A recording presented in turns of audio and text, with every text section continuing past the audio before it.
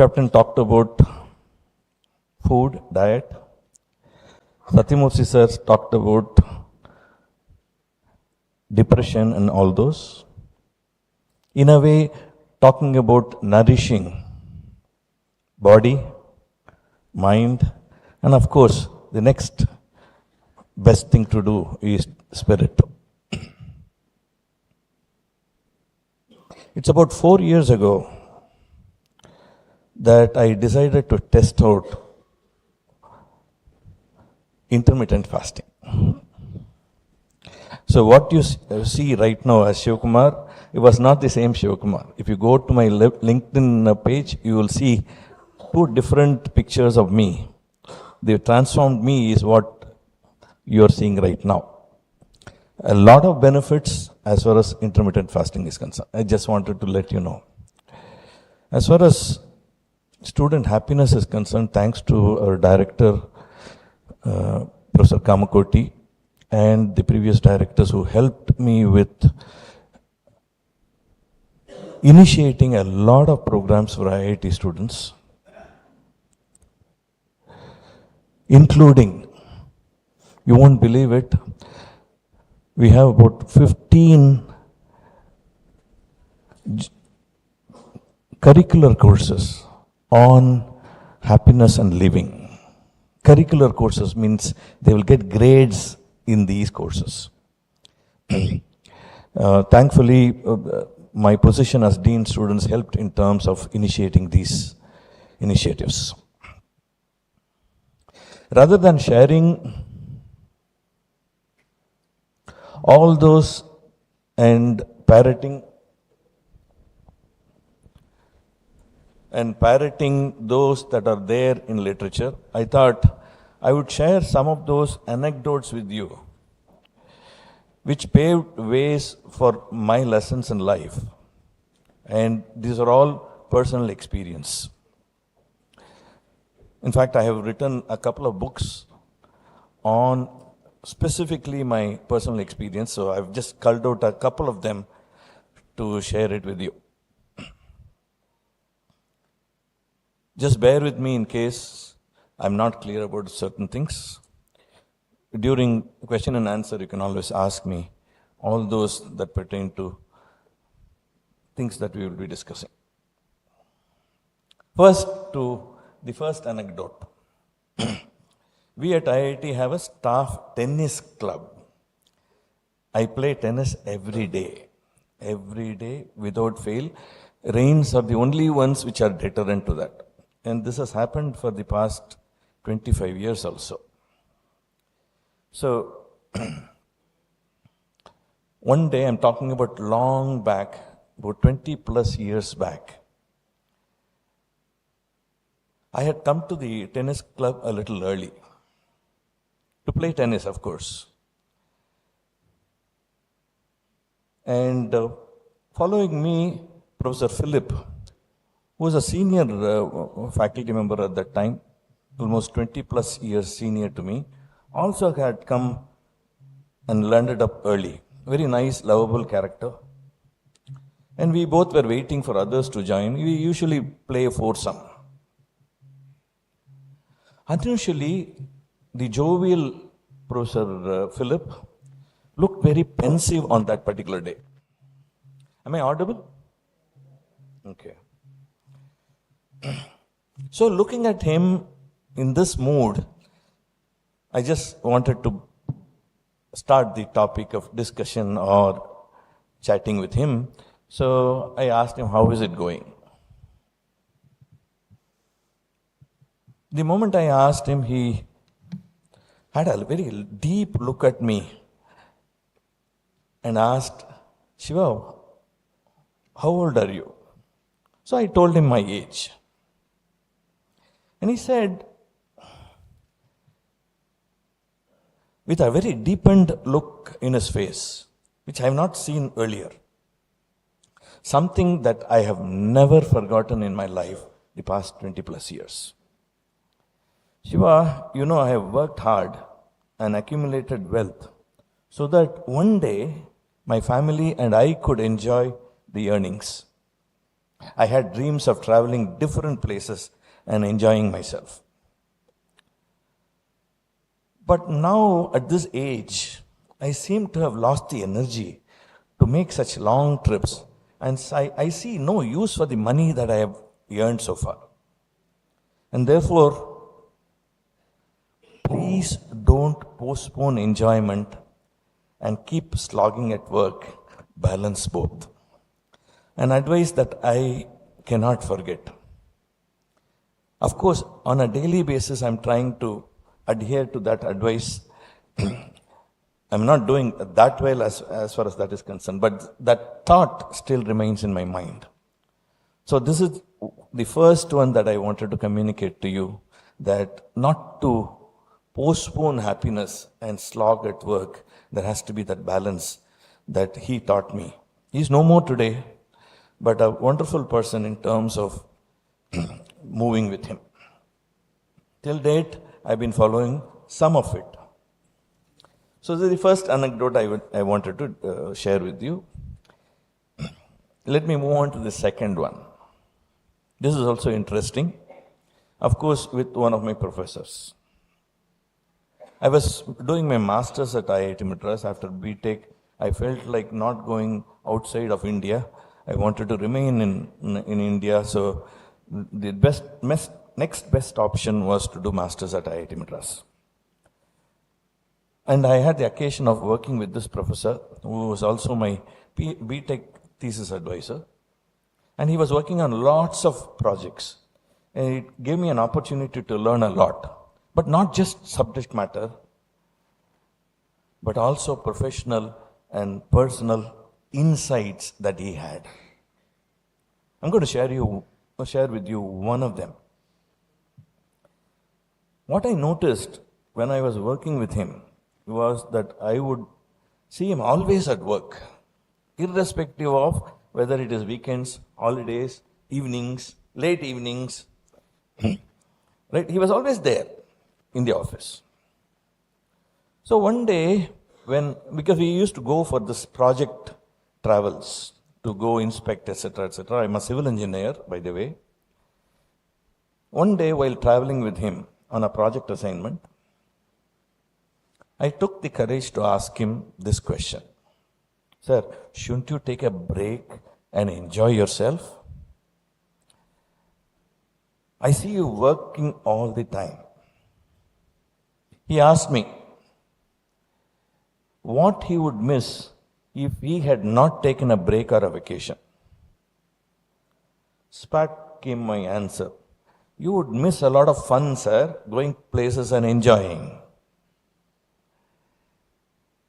And he asked me, so what you're saying is fun is when you take a break and get a holiday? I nodded, saying vigorously, yes, sir, yes, sir. He said, Shiva, in that case, every day is a holiday for me. Every day is vacation for me because I'm having fun at work. What a wonderful statement that he made. I realized how foolish we are separating work from fun, pleasure. Work and fun, work and enjoyment. Working days and holidays, right? It was indeed a powerful paradigm shift which till today I follow. I have a lot of fun. Of course, being with students is nothing less than anything else that you can do in life. So it was a great treasure that I got from this professor. Anecdote 2. Let me go to anecdote 3. So we discussed 2 of those learnings. So it was a period that I returned from Caltech. Things were going very well. At one point, I had the largest number of research scholars working with me, students working with me. I have a huge number of research scholars who have graduated with me. I was rapidly getting towards the peak of my career. But I observed one thing in me. I seemed to be an arrogant and greedy person at that time. Internally, that was a realization I had that I'm trapped into this greedy, self-promoting attitude person with no empathy for others. It didn't feel good for me, at least from within. But I was continuing whatever life that I was continuing with. And around that time, I happened to get a call for evaluating a thesis at BHU, which is located at Kashi, Varanasi. As you know, it's a custom among at least people from South India to leave behind something they cherish the most when they visit Kashi. Right? Most of you must have definitely heard about this. And I remembered that my mom had gone some time back, so I called her and asked her, Mom, what did you leave? What did you leave? நீ சொல்லவே இல்லையே. How many of you don't know Tamil? Okay, only a couple of them. Not many times will I use that, but I told her, okay, you've not told me what it is that you left at Kashi. She started telling about why you should leave, etc., etc. You should leave something that you cherish. Ma, tell me what you left. She said, Pavaka, Shundaka. Bitter gourd, and I don't know the translation of Shundaka, which is a small, bitter vegetable. Huh? Turkey berry. Okay, so that's where it is. So I just ridiculed her and kept the phone down, and I was thinking about this. What is it that I was cherishing at that time?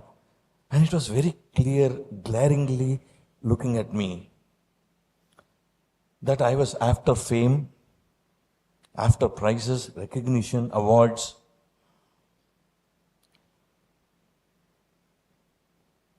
And this thought was just going rounds and rounds and rounds in my mind. And the thesis defense was over in the morning. I had time till the evening. The host said, Sir, shall we go visit places in Varanasi? I said, okay. And when I went to Kashi Vishwanath temple, standing in front of Kashi Vishwanath temple, I'm not a religious person, in fact, very close to atheist in a way. In front of that, and this thought came rushing towards me. At that moment, spontaneously, I promised to myself that I will leave out all these, the fame, the awards, recognition, etc., etc. At that spur of the moment, I didn't realize what I was leaving. Back home, come to my office, it was not easy just leaving all those things because I was after all those. It took me 6 months, and these 6 months were golden period of mine because I found the freedom in that kind of life. I don't have to run after something. I was in control of my life. And that was the greatest gift that I gave to myself. And from then on, this freedom just took over. Many of us don't understand that we are architects of our own lives. We can write our own story, is what I realized at that particular time. When I look at all the students and colleagues of mine today, because my world is very small, it is just IIT Madras, and IIT Madras, apart from my family. But I see a lot of this going on among students and colleagues. And therefore, I resorted to what is called listening to every one of them when they come, want to share. You won't believe, and I'm telling the truth, till today, it's about 1,600 odd students and colleagues who sat in front of me with tears rolling down their cheeks, sharing what they were going through. I'm so happy because I've been improving as far as my listening is concerned. I've also started a listening club. Right? There are about 100 members currently, and every one of you is welcome to join that listening club, because what the world lacks today is listening. All these countries talk about talks. It has to be listenings. Right? The two countries come together listening, not talk. There are a lot more stories that I want to share with you, but time is short. I just want to leave with you that there is a lot that we can learn from our own personal experience, if at all we are able to observe. I don't believe in the balance, etc., etc. Our life is holistic. My mission, life's mission, are twofold. One is, can we just do away with exams completely? Number one. Number two, can I influence 1 billion people, at least to start with 1 million people, to be happy? We at IIT offer a course called Happiness, Habits and Success. There are about 1,000 students who have registered for the course every semester, and we offer this course. Thanks for listening to me. We'll share more. Thank you.